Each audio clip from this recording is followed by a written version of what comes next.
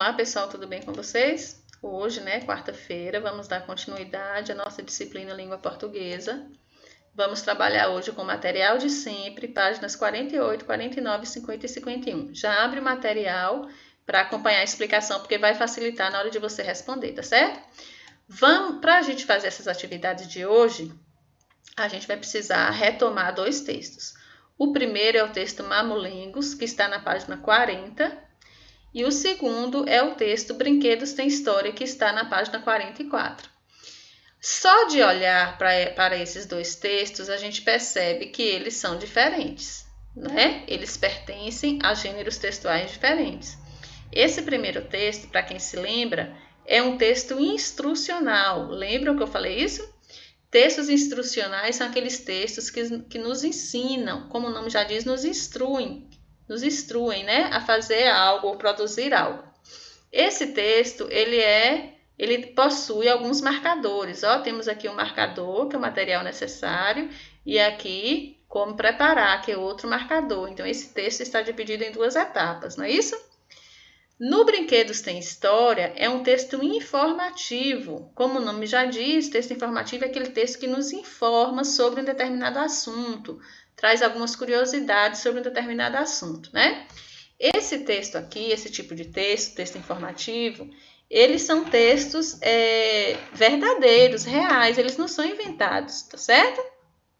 E aí, ele também é organizado em parágrafo, diferente desse aqui, Ele é organizado em parágrafos, temos aqui alguns parágrafos nesse texto. Agora, os dois textos possuem a fonte, que é de onde o texto foi retirado. Então, lembre-se disso porque vocês vão precisar para fazer a atividade depois, tá certo? Vamos lá. Na página 48, começando do 2, porque esse aqui é para revisar o texto que eu estou aguardando, né? Que é o texto da lista de compras que eu pedi ontem. Número 2. Você recorda das palavras que aprendeu com os textos Mamulengos e Brinquedos Têm História? Então, você vai dizer aqui na letra A, renascença, biboquê e antiguidade. Essas três palavras, elas estão presentes em qual dos dois textos? No texto Mamulengo ou no texto Brinquedos Têm História? E mandioca, papa e massa, está presente em qual dos dois textos? Aí vocês vão escrever aqui o nome dos textos. 3. Qual texto se estrutura em duas partes? Qual é dos dois textos tem duas partes? Você escreve aqui o nome do texto. Para você saber isso, o que vai acontecer? Você vai ter que voltar nos dois textos que eu falei aí no vídeo. Algum dos textos é organizado em forma de parágrafos e frases? Qual deles? Aí, claro que tem um lá que é organizado em parágrafos e frases. Aí você vai escrever aqui o nome. No número 5, você vai fazer a relação entre as características e o tipo de texto, e o título do texto. Então, orienta e instrui. Qual é dos dois textos que orienta e instrui? Aí você vai ligar. Traz informações documentais. Qual é desses dois que traz informações documentais? Aí você liga. Estrutura paragrafada. Qual é o texto que tem parágrafos? Aí você liga.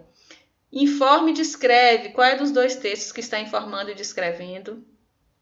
Possui marcadores, né? Eu falei também. E tem verbos imperativos. Verbos imperativos são aqueles verbos de ordem, que tem faça, prepare, amasse, soque, né? Então, esses são os verbos imperativos. Qual é desses dois textos que tem esses verbos? Aí vocês ligam. Então, essa questão aqui é toda de ligar, tá certo? O número 6, complete com as informações dos dois textos e veja no que eles se parecem. Então, título do texto. A gente está trabalhando aqui com dois textos. Então, aqui você vai escrever o título Mamulengos e aqui você vai escrever o título Brinquedos Têm História. E aí você vai lá na fonte dos textos, que tem sempre abaixo do texto, e procura essas informações. O autor, o livro de onde foi tirado, o lugar de publicação e o ano de publicação. Dos dois textos, tanto Mamulengos quanto Brinquedos Têm História. A questão 7 não é para fazer, viu, gente? Tinha um erro, estava incompleto, então a gente cancelou. Então, 7 vocês vão pular. E aí, para fazer as questões seguintes, a gente vai precisar entender o que é pronome. Vocês já ouviram falar? Sabem o que é? Pronome são palavras que substituem ou acompanham os nomes na frase, evitando a sua repetição. Por exemplo, Ana é uma menina estudiosa. Ana é inteligente. Ana é bonita. Então, eu falei aí 3 frases sobre Ana e repeti o nome dela 3 vezes. Então, isso é ruim da gente fazer, de estar repetindo sempre o mesmo nome, fica uma leitura cansativa, né? E até a escrita da gente não fica muito boa. Então, quando a gente aprende pronome, a gente aprende que a gente pode substituir esses nomes. E a gente substitui por outras palavras que são chamadas de pronomes, tá certo? Existem vários tipos de pronome que a gente pode usar para substituir nomes e melhorar assim o nosso texto. Vamos aprender, né, ou relembrar os pronomes retos e os pronomes oblíquos. Então, a gente pode substituir os nomes no nosso texto utilizando esses pronomes aqui, certo? Então, os retos, eu, tu, ele, nós, vós e eles. E os oblíquos, me, mim, comigo, te, ti, contigo, o, a, lhe, si, consigo, nos, conosco, vos, convosco, os, as, lhes, se, consigo. Então, esses são os verbos que a gente... Os verbos não, desculpem. Esses são os pronomes que a gente pode utilizar para substituir os nomes nos nossos textos e até na nossa fala, tá certo? Então, vamos lá para a página 49. Na página 49, vocês vão observar aqui os exemplos e vão completar, vão substituir as palavras que estão em negrito, ó, em destaque, pelos pronomes, seguindo os exemplos acima, tá certo? Então, aqui tem um lembretezinho dizendo que é pronome e aqui a gente vai ler, ó. Vou chamar meu professor para meu aniversário. Então, eu quero substituir aqui meu professor por um pronome. Então, como é que vai ficar a frase? Vai ficar, vou chamá-lo para meu aniversário. Então, esse lu aqui, ó, esse lo aqui está substituindo meu professor, tá certo? Convidei os colegas para o jogo de futebol. Convidei os colegas para o jogo de futebol. Como é que vai ficar? Convidei-os para o jogo de futebol. Então, tirei aqui os colegas e coloquei o pronome os, tá certo? Vou dar a eles algumas dicas de prova. Vou tirar aqui a eles e vou colocar o pronome oblíquo lhes. Então, vai ficar, vou dar-lhes algumas dicas da prova, né? Então, fica uma escrita mais bonita, mais elaborada, tá certo? Então, vamos lá. Letra A. Necessito ver as panelas da loja. Então, eu quero tirar panelas. Então, vai ficar, necessito vê-las na loja. Ontem quebrei um prato no restaurante. Ontem quebrei-o no restaurante. A pedido de minha mãe, lavei as roupas. A pedido de minha mãe, lavei-as. Né? Tire lá a roupa e coloca só lavei-as. Preciso chamar os adultos aqui. Preciso chamá-los aqui. Então, eu tiro a palavra adultos. Então, vocês vão substituir essas palavras em negrito pelos pronomes. Então, voltem no vídeo, quem não sabe ainda quais são os pronomes, e olhem aqui, ó, pelo modelo que você vai fazer direitinho, tá certo? No texto, na questão 10, temos aqui um textinho pequeno, e nesse texto temos aqui 2 pronomes oblíquos. Como eu falei, os pronomes oblíquos, eles substituem os nomes. Então, tem esse li aqui, que ele está substituindo algum nome, e esse outro li também, que está substituindo outro nome. Então, esse primeiro li, ele está substituindo a palavra, o substantivo leão, mulher ou ratinho, aí você marca o X. E esse li aqui está substituindo quem? O leão, a mulher ou o ratinho, aí você marca o X, tá certo? Aqui fala novamente o que é pronome, depois vocês leiam com atenção. E aí, a gente vai falar agora de um texto que fala de o cientista e o motorista. Nesse título aqui, a gente tem o sufixo ista, né? Que a gente já estudou aí algumas aulas atrás. E temos aqui também uma rima. Quem lembra o que é rima? Rima é quando o som de uma palavra combina com o som da outra, né? Então, o cientista e o motorista. Então, vamos à leitura. Aquele cientista famoso estava a caminho de uma conferência quando seu motorista comentou: patrão, já ouvi tantas vezes o seu discurso que tenho certeza de que poderia fazê-lo no seu lugar se o senhor ficasse doente. Isso é impossível. Quer apostar? E fizeram a aposta.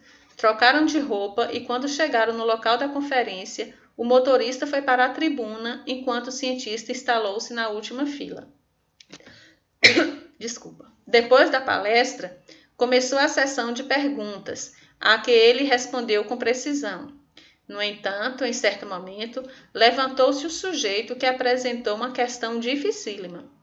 Longe de entrar em pânico, ele saiu-se com esta: meu jovem, essa pergunta é tão fácil, que vou pedir para o meu motorista responder. Então, esse texto aqui é uma piada, né, gente? É um texto de humor. Tem uma graça aí no final do texto, né? Tem aqui algumas palavras que, assim, estranhas, né? Diferentes. Por exemplo, conferência. Sabem o que é uma conferência? Conferência é quando algum especialista vai falar para uma grande quantidade de pessoas sobre algum tema. No caso aqui, quem vai falar nessa conferência, quem iria falar, seria o cientista, mas ele trocou de lugar com o motorista, né? Mas tem outras profissões também que fazem conferência. Advogados, médicos, professores, né? Qualquer pessoa que seja especialista em algum tema, em alguma área, pode fazer uma conferência, certo? Então, vamos lá. Na página 51, você vai dizer aqui o que é uma conferência, que outros profissionais, além do cientista, pode dar conferências, né? Pode fazer discurso em conferências. E aqui no número 3, vocês vão procurar essas 3 palavras no dicionário. Quem não tem dicionário, olha no Google, tá certo? E o número 4 está perguntando, a expressão instalou-se... Está falando, a expressão instalou-se na última fila significa o mesmo que. Quando a gente fala instalou-se na última fila, quer dizer que ele fez o que na última fila? Aí você escreve aqui, certo? Questão 5, 6, 7 e 8 é interpretação de texto. Então, você vai ler aqui a pergunta e vai buscar a resposta lá no texto, certo? Número 9. Na frase isso é impossível, lá no texto ele fala isso é impossível. A que se refere a palavra destacada? Esse isso aqui quer dizer o que era impossível? Aí você escreve aqui, certo? Na página 51, a gente vai falar sobre 2 letras do nosso alfabeto. O G, ou G, né? E o J, ou J. A gente sabe que o G, quando ele está antes do A, do O e do U, ele tem o som de G, né? Gá, Gó, Gu. Quando ele vem antes do E e do I, ele muda o som. Ele vira Gé e Gi, né? Como girafa, como gelo, por exemplo. E o J, né? Tem um som de J antes de qualquer vogal, tá certo? Então, vamos lá. Sujeito, lugar, longe, perguntas, jovens chegaram. Com qual dessas 2 consoantes vocês vão completar essas palavras? Aí é com vocês, tá certo? 11. Escreva abaixo as 3 palavras da questão anterior em que o G ou G tem o som diferente de G. Então, eu quero 3 palavras em que o G não tem som de G, tem som de G mesmo. Aí vocês escrevam aqui. 12. Nessas palavras, as letras que aparecem após o G, quais são as letras que podem vir depois do G e que não tenha som de G, de J, né? Aí vocês colocam aqui quais são essas 2 letras. Eu acabei de falar aí no vídeo. 13. O som de G será igual ao de J sempre que depois dele vierem as vogais? Eu falei também. Né? Quais são as 2 vogais que se a gente colocar o G antes, vai ter som de G? Aí você escreve aqui. 14. Escreva novas palavras em que G e G têm o mesmo som. O G e J, que é a mesma coisa. Tem gente que fala G, tem gente que fala G, tem gente que fala G, tem gente que fala J. Mas são as mesmas letras. Então, palavras com G e palavras com J, tá certo? Em algumas palavras, o som do G e do G é bem diferente. Nunca temos dúvida ao escrevermos G em palavras como água, salgada, ou G em jura e jornal. E aqui vocês vão escrever a letra R nas palavras abaixo, de acordo com o som representado. Observe a mudança desse som. Quando o som é de R minúsculo, é o fonema R minúsculo, o som é de ra, ré, ri, ró, ru, né? Quando é o R maiúsculo, o som é de r, ir, or, ur. É diferente, né? Então, aí vocês vão completar de acordo com o som aqui, ó. Aí vocês vão completar aí o R e depois ler, tá certo? E aí chegamos, né, ao final. Qualquer dúvida já sabem, é só chamar. E beijos da Pró Elisângela.